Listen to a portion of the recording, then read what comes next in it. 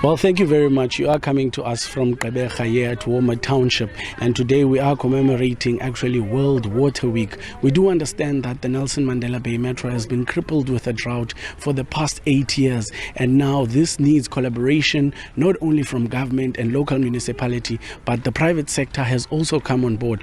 We do understand that the metro has only less than 7% of usable water in its total capacity of its dams, but there's different explorations that have been taking place throughout these years between the private sector and the public sector as well. But joining me today, I've got the head of sustainability from Coca-cola Beverages South Africa, Mr. Baloyi. Mr. Baloyi, we do see that this initiative that you guys have embarked on, this groundwater harvesting project, just briefly take us through this particular project and your water strategy in actually providing water to crippled areas like this.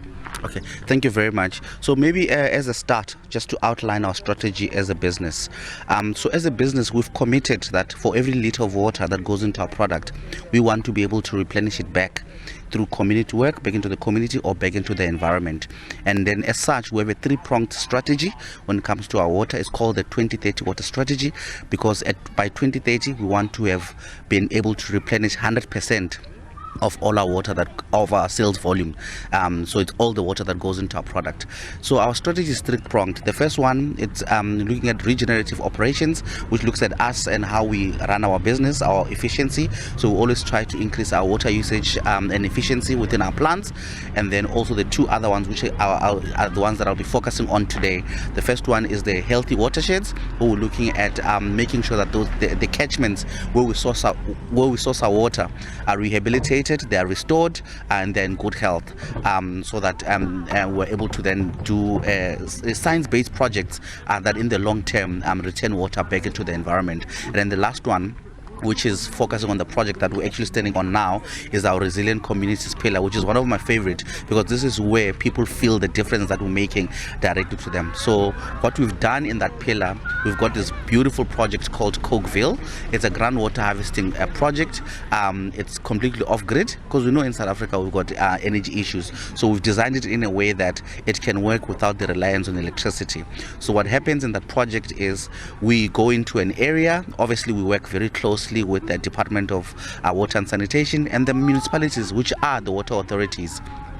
And then we do like a scientific study, a geotech analysis to understand, the geology in the area, so that we can then see how best to position this project so that it can be successful. So that is the groundwater harvesting project, and this is exactly where we're standing here on site. It's one of such examples which we've done in this area. Mr. Baloyi, let's just talk about the selection criteria. We do understand now, as dam levels are dropping, there's many augmentation projects going on in the metro. What is the selection criteria, to have which groundwater harvesting project at what particular area within the Nelson Mandela Bay? Yeah. So for us, Nelson Mandela is quite a significant place for us, because we've got a plant here as Coca-cola Beverages South Africa, and within our own analysis, this plant is identified as one of our leadership locations, because it's located in a place where there's high risk of water scarcity. So this was an easy one to pick, because there is a need. We know that Gqeberha is currently approaching day zero, and as a company we're to intervene, because this is where we are actually operating. So what we do when we do site selection, we work very closely with the Department of Water and Sanitation, and I must add that they've endorsed all our projects, and we use their hotspot report to see where there are currently issues and where we can intervene. So obviously here we started with the day zero crisis, and then we still did our stakeholder engagement with the metro to find out which areas are currently struggling. And then through that partnership and our community engagement work on the ground, we identified this particular area where we're sitting here, which is Walma. So Walma, it qualifies because it's also an area where it's highly densely populated. There's actually good groundwater as well, but there's also a great need, and it was an easy pick for this particular area. But we also have other areas within the metro in Lorraine and also in the Gqeberha area, where really we're trying to promote this project so that people can actually be mitigated against when it comes to water shortages. You were also speaking about the area being densely populated. Let's just now translate that to the equivalent megaliters or liters that these particular projects that you have in the metro will be equivalent to, like how many megaliters will certain communities get out of this project in its entirety? Yeah, so we did the project construction last year. So I think the last system that was commissioned around October. But in terms of our calculations based on the yields and the discharges, there's a capacity potential for up to 90 million litres per annum that could come from the 9 systems in the Nelson Mandela Bay area. But obviously this year they're going to start operating. There's also other factors in terms of usage and whether there's been a disruption in the production, and we'll be able to get proper data to actually see. We might actually even exceed that 90 million because some of them have very high yields, but it all depends on the usage, and as I said, that there isn't any interruptions, but we are looking at a maximum capacity of about 90 million litres within the area, which is quite significant. We do also understand that, taking matters out of the Nelson Mandela Bay, the Eastern Cape, South Africa in fact is a water scarce country. What are your targets, provincially and nationally with these particular projects that you're embarking on? Yeah, so this is not the first time we're in the Eastern Cape. We actually started in the Eastern Cape in the Chris Hani district. We've got a number of systems in the Whittlesea area, in the Ngobo area, and also within the Queenstown area. So we've done quite well there, and also nationally the project actually was initiated in 2020 in Limpopo province.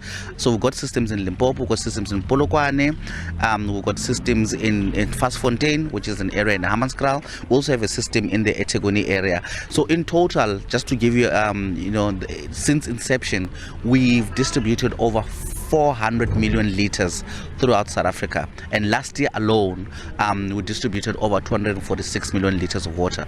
And because some of the systems started being commissioned late, we're hoping that this year we should be able to replenish at least 350 million litres with through all the systems that we have throughout the country. So it's quite significant, and this is able to reach over 25,000 households throughout the country, which is quite significant. And as a company, it's something that we're proud of, and obviously we want to expand this so that we can reach as many people as possible. All right, thank you very much for your time, Mr. Baloyi.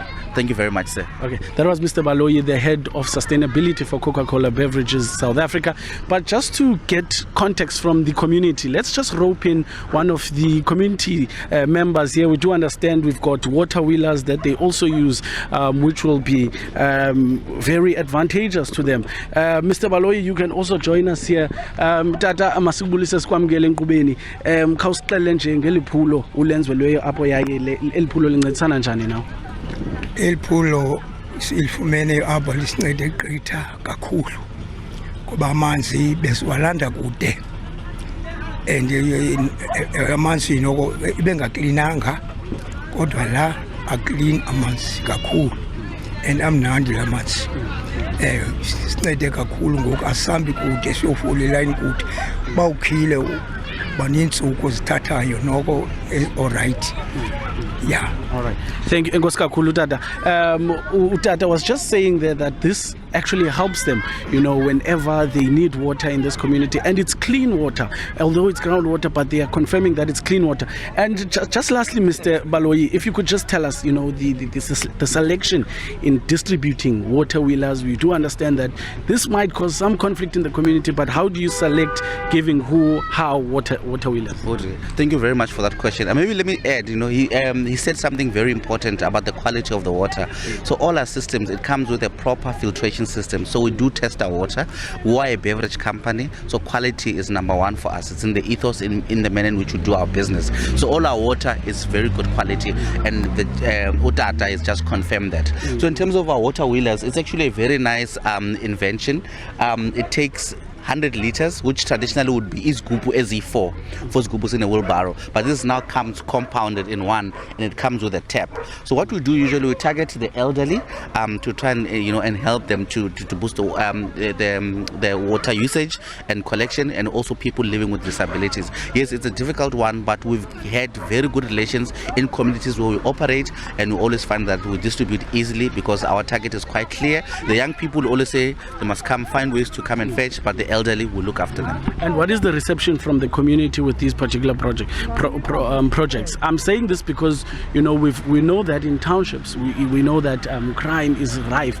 Are they protecting these facilities? Just lastly, before we wrap up. Yes, no, security is very key for these designs. In fact, in other areas, as part of our stakeholder engagement, is the first thing that we make sure, so that, because it's quite an expensive project. I mean, you're talking about solar panels, there's pumps, but we've got a very sophisticated system.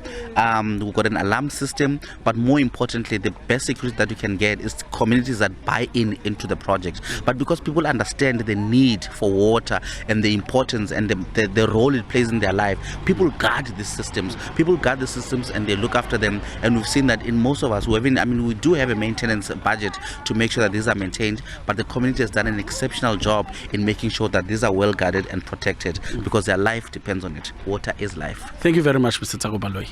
That was Mr. Tsago Baloyi, and one of the residents here in Woma Township, actually elaborating on how this particular project is beneficial to them as we are commemorating World Water Week. From us here in Gqeberha, it's back to you in studio.